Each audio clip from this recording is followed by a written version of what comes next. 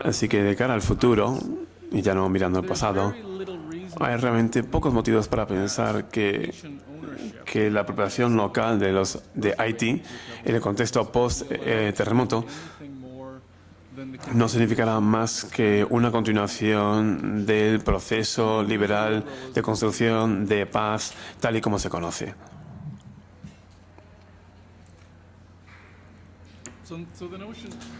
Por tanto, esta noción de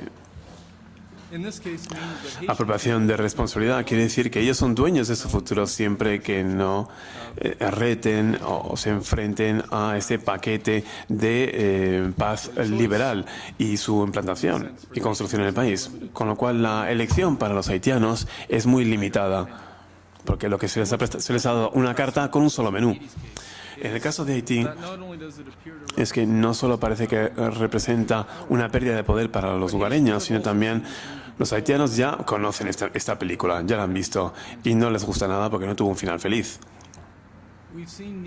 Ya hemos visto las políticas neoliberales implantadas en Haití en los últimos 20 años y no han generado mucho que se pueda decir, sobre todo en lo que se refiere a construcción sostenible y económico. Y francamente tampoco han hecho mucho en cuanto a hacer frente a las raíces del conflicto en Haití, que básicamente se trata de una sociedad totalmente dividida entre una élite reducida con todo el poder y todo el dinero y toda la riqueza del país y el resto que es una pobreza. Y esta es realmente la raíz de los conflictos.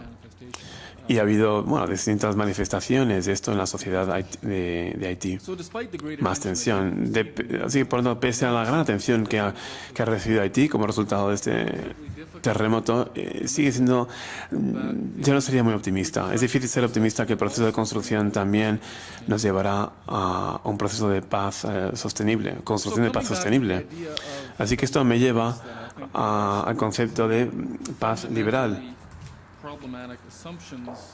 Hay una serie de definiciones que subyacen en la definición de lo que puede ser una apropiación local. Y esto surge de un intento de resolver la tensión, el conflicto entre una creencia actual del valor inherente y las consecuencias de la construcción de la paz dentro de un marco liberal y otro, por otro lado, otro marco donde se reconoce que los procesos de paz que duran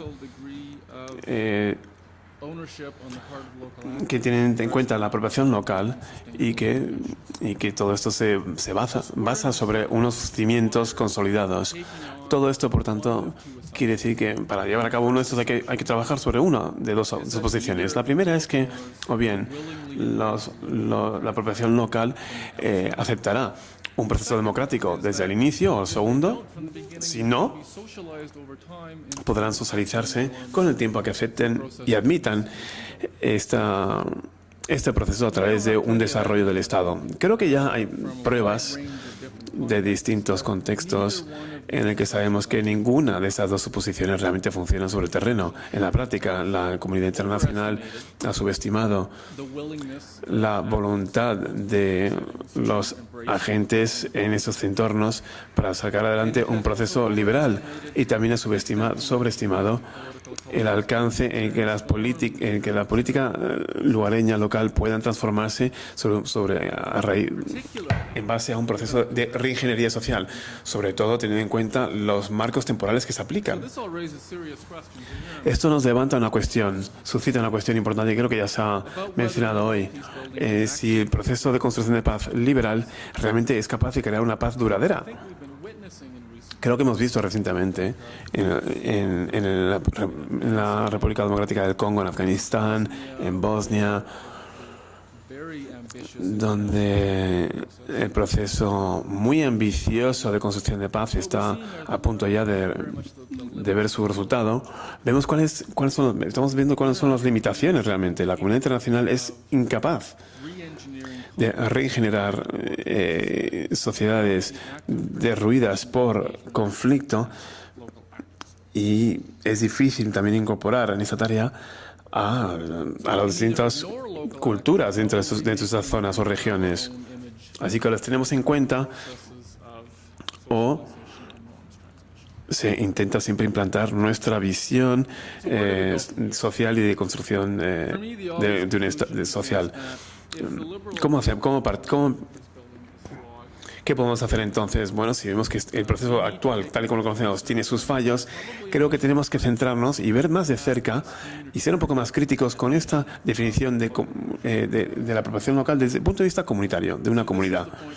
Y creo que es aquí donde tenemos que plantearnos una serie de preguntas. Una muy fundamental, es decir, ¿quiénes son los apropiadores locales? ¿Quiénes son los dueños realmente de todo esto? ¿Y qué es lo que quieren? ¿Qué desean? Y creo que el punto de partida para responder a esta pregunta es reconocer que en cualquier sociedad post-conflicto, en cualquier sociedad de hecho, nunca hay una serie de apropiación, no hay una apropiación local definida, es decir, porque está totalmente fragmentada. Son muchos los que se apropian, donde hay mucha apropiación local. Los agentes interlocutores locales, todos pueden participar en un proceso de paz, de construcción de paz, pero muchas veces no están alineados con los intereses de los esfuerzos internacionales y tampoco pueden necesariamente es la prioridad para algunos interlocutores locales, que son los que pueden crear problemas también. Por ejemplo, el caso de Kosovo, por ejemplo, la división entre los albanos y los serbios nos dice que no se puede hablar de una apropiación local en singular, sino de apropiaciones locales. Y tampoco les interesa necesariamente el objetivo de hacer las paces con el otro lado, con otra parte. Así que en cualquier esfuerzo de construcción de paz hay que comprender que estamos hablando de una serie de relaciones muy complejas, no solo entre la relación entre el internacional y el local, sino también e incluso dentro de los propios lugareños, porque hay facciones políticas distintas, también hay problemas étnicos, de género. Y en los casos en los que se intenta diferenciar, normalmente lo que se hace es distinguir entre la élite política por un lado y la sociedad civil por otro. Y bueno, voy a hablar de esta faceta, de este punto. Hablemos de la política, de la élite política. Es lo más evidente, son los por donde empieza la comunidad internacional, pero también suele ser el colectivo de apropiación local más complicado y también los que suscitan más sospechas. Muchos habrán llegado al poder a través de fuerza bruta, literalmente. Otros igual no quieren llegar a soluciones intermedias con sus enemigos. Muchos también pueden plantearse la democratización post-conflicto y la liberalización es como una amenaza a sus intereses políticos y económicos. Así que nuevamente, suponer que estamos consiguiendo una paz liberal o no es una consideración que realmente a muchos de estos colectivos no les interesa. Dentro de una transición de conflicto a paz no les interesa y puede ser un problema. Las elecciones suelen ser la solución que se plantea normalmente y lo que se espera es que a través de unas elecciones se genere una respuesta moderada, legítima y con un gobierno con vistas al futuro que pueda tomar las riendas con mayor liderazgo y mayor apropiación dentro del proceso de construcción de paz.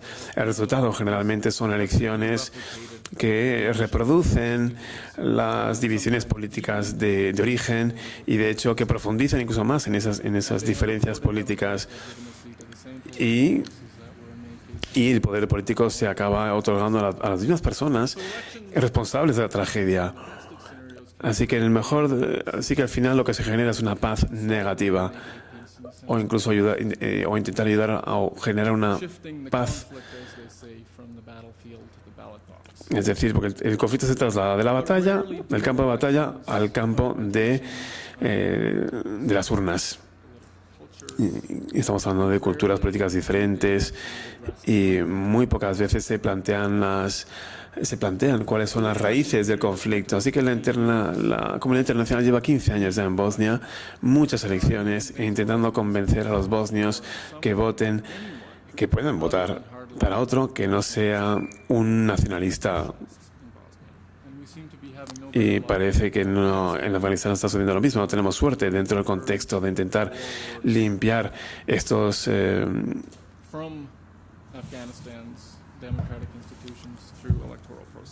señores de la guerra de los procesos electorales en Afganistán.